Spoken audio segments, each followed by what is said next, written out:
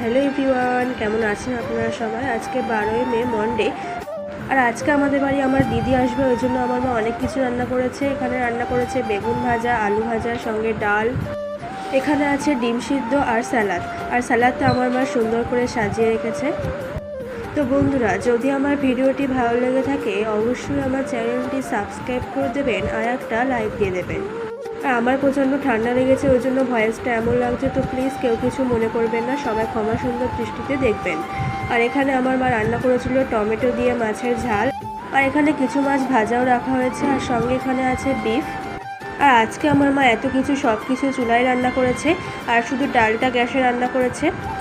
আর বন্ধুরা, আজকে এত গরম পড়েছে আপনাদের কি বলবো।